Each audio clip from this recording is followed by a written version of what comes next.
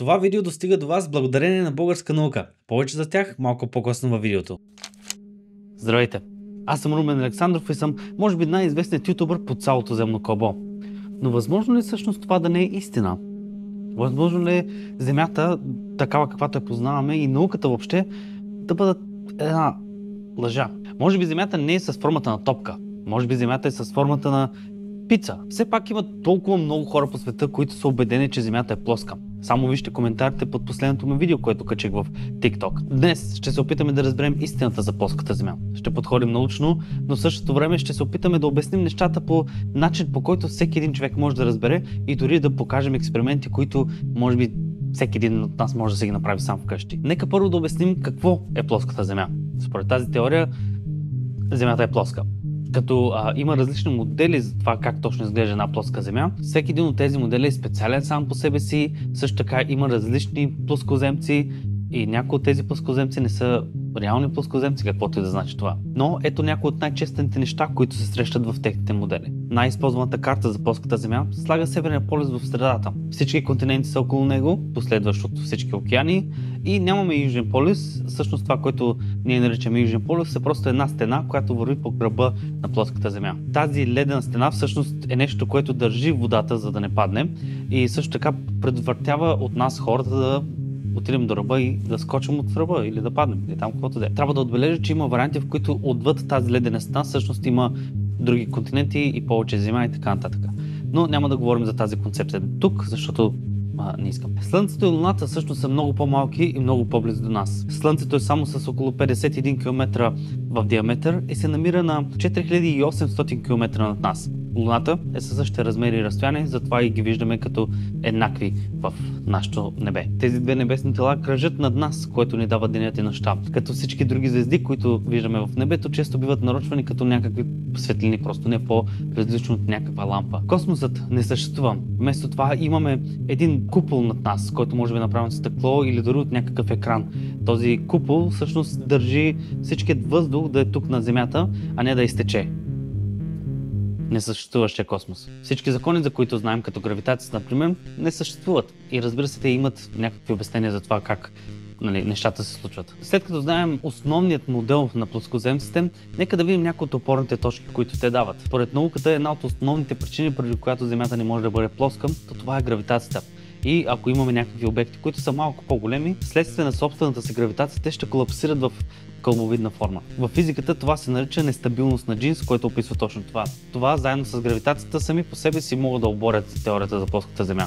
Но ето какво казват плоскоземците за това. Това, което ние описваме като гравитация, бива описвано по няколко начина. При по-старите модели Земята всъщност се движи в една посока нагоре с постоянна скорост. Проблемът обаче, че щом няма гравитация, която да ни притегли обратно надолу, най-обикновен скок би добавил към тази постоянна скорост, и т.е. ние никога няма да можем да се върнем на Земята, ами винаги ще летим. В по-модерни модели, където Земята всъщност не се движи въобще, се говори за плътност. Както знаем, във водата има неща, които плуват и неща, които потъват.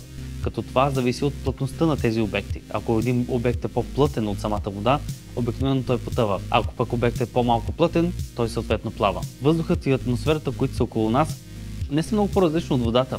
Те имат много по-малка плътност от водата, разбира се, но дори до някъде може да се разглежда като течност или поне реагира като течност в някои ситуации. И да, плътността на въздуха и на обектите всъщност влияе на това дали някои обекти биха могли да летят или не биха могли да летят. Но ето някои от проблемите, които произлизат от това обяснение. Първо ни обяснява защо обектите падат точно надолу, а не в която да е друга посока. Ако вземем две топки с различна плътност, различна маса и различни размери и ги пуснем по едно и също време, ще забележим, че те всъщност докосват Земята по едно и също време. Не обяснява защо обектите падат дори и във вакуумна среда, когато няма въздух. Често се споменава, че в древността хората са знаели истината и са знаели, че Земята е плоска. Но по някаква причина модерните правителства са се обединили всички заедно, за да правят тази огромна лъжа, която ние наричаме кръгла Земя. Истината е, че още от 5 век вече се е знаело, че Земята е кръгла. Ето и някои от ключовите моменти за развитието на тази концепция тогава. Питагор, който живял около 500 години преди новата ера, е смятан за първият човек, който предлага, че всъщност Земята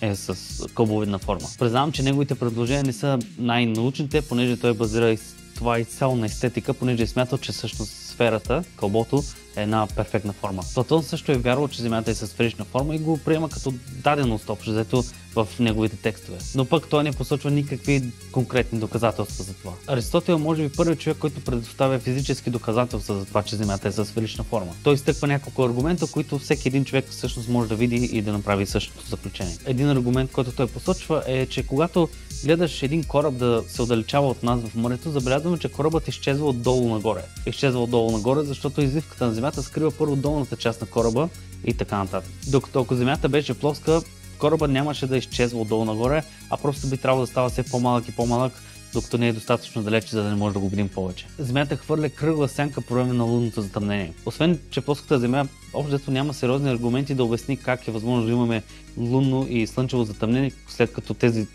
два обекта, Луната и Земята, кръжат над нас и никога не се припъкливат. Но дори да предположим, че Луната и Земята са си там, където са в момента, но просто Земята е плоска, то няма как Земята да хвърля кръгла сянка върху Луната винаги. Единствената ситуация, в която може да имаме такава кръгла сянка, е само ако Слънцето е перфектно зад Земята. Друг аргумент на Аристотел е, че виждаме различни съзвездия на различни географски ширини. Това няма как да се случи на плоска Земя. Ератостен е човек, който всъщност успява да изчисли какъв е размера на Земята с изключително голяма точност за неговото време. Той забелязал, че в град Сиена, на най-дългия ден на годината, Слънцето огрява дъното на един кладенец, което означава, че Слънцето се намира директно над този кладенец. Това е един много интересен феномен, който се случва, защото Слънцето се намира точно над тях и всъщност обектите, които са по Земята, нямат никакви сенки и всичко изглежда нереално общо взето тогава. Но пък в Александрия, където е живял Ератостен, това не се е случвало. На същия ден от годината, използвайки пръчки и измервайки сянката, която тази пръчка хвърля в Александрия, той изчислил, че ъгълът на сянката е 7,2 градуса. Тогава той се замислил, ако Земята беше плоска, тогава Слънцето би огряло навсякъде по еднакъв начин. Затова той решил да предположи, че Земята е кълбо. Изчислява, че 7,2 е една 50 от цялата окръжност,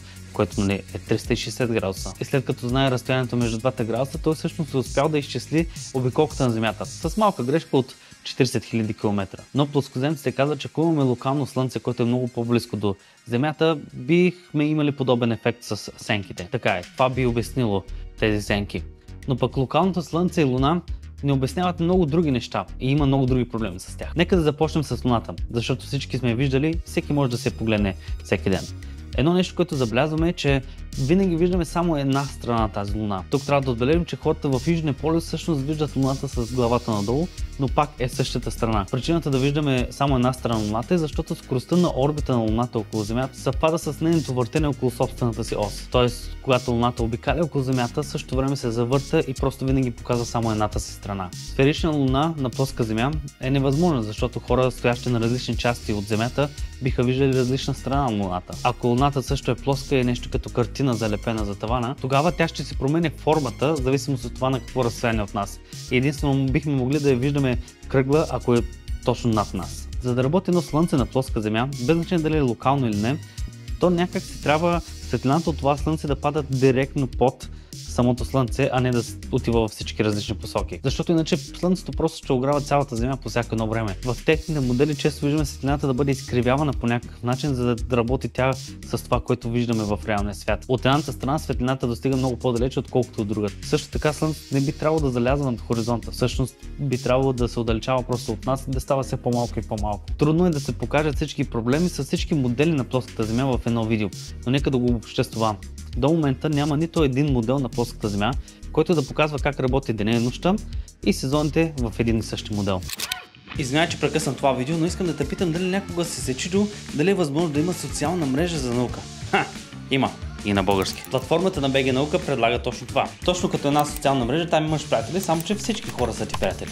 Някои хора като мен, това са не единствените приятели. Абсолютно всеки ден се правят нови постове за най-новото в науката и разбира се, ние можем да коментираме под тях. Но освен социална мрежа, сърцето на тази платформа всъщност е списанието. Всеки месец издават ново списание, пълно с статии за най-новото в науката. Но това не е всичко. Има книги, които са синтезирани от тях, за да можем да ги прочетем по-лесно и след това, ако искаме, вече можем да си купим цялата книга и да си я прочетем, разбира се. Имаш достъп до курсове за всичко от история на медицината до как да живеем по-хубав и по-щастлив живот, като всичко това е, разбира се, според науката. Сега най-важното, ако използвате първият линк долу в описанието и напишете код Трумен, ще получите 10 лева отстъпка от годишният абонамент.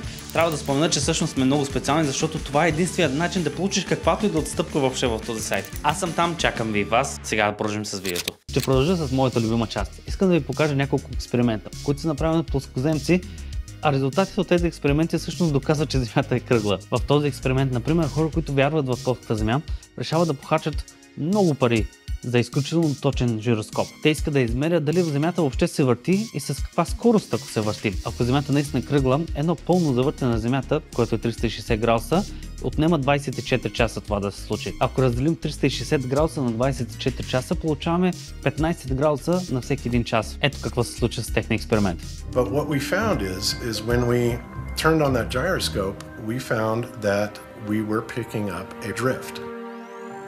A 15 per hour drift. Друг експеримент пък цели да покаже, че Земята всъщност наистина е плоска. Ето какво правят те. Използват две стени с дупки. Тези дупки са на точно определена височина.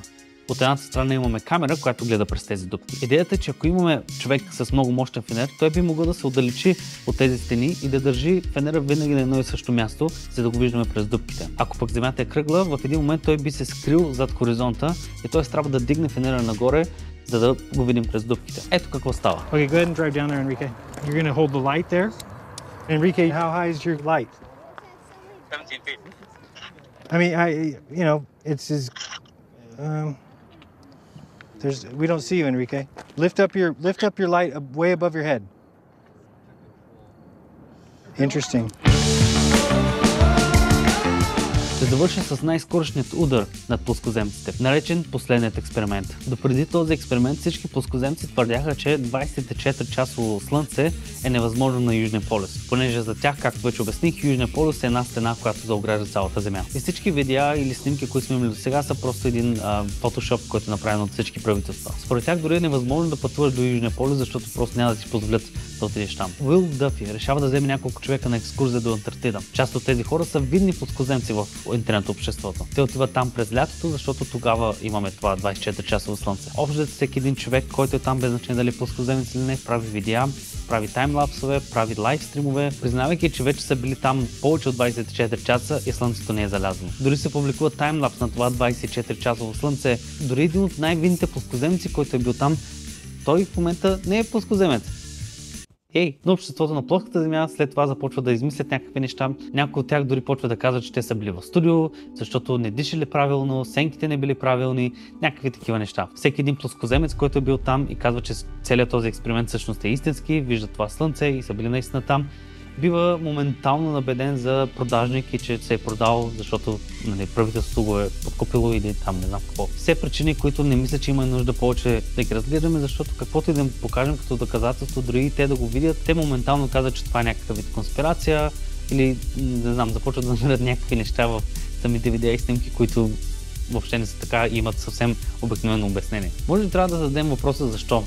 Защо има на целия свят да лъже за това нещо? Ако кажем контрол от кого точно? Виждаме какви конфликти има между държавите по цял свет. Ако кажем, че Америка е в центъра на всичко, на цялата тази конспирация, Америка има достатъчно врагове, които би било много удобно за тях да покажат истината всъщност. А в момента няма такава държава. Няма държава, която да си мисли или да вярва, че Земята е плоска. За да бъде Земята плоска, трябва да вярваме, че абсолютно всеки един човек, който по някакъв начин би знаел тази истина, било то човек, който работи в правителството, който работи в космически агенции като НАСА и всички други по света, хора, дори пилотите, например, те трябва да са всички заедно в тази конспирация, за да крият от нас обикновените хора. Критичното мислене е важно. Не трябва да вярваме насляпо на всичко, което прочитаме или виждаме, било то в интернет или в учебници. Но понякога прекаленото критично мислене може да доведе до вярването в някакви конспирации, които трябва постоянно да изкривяваш твоето си мислене и как виждаш че света, за да може тази конспирация да е вярна. Което означава, че всъщност има обратен ефект, защото вместо да видиш какви са фактите и как нещата работят, ти започваш да ги изкривяваш по такъв начин, за да работят за твоето виждане и твоята теория. Според мен кръглата Земя не е нещо много трудно да се разбере, без значение дали си учен или не. Земята е кръгла. Няма спор с това. Благодаря, че гледахте.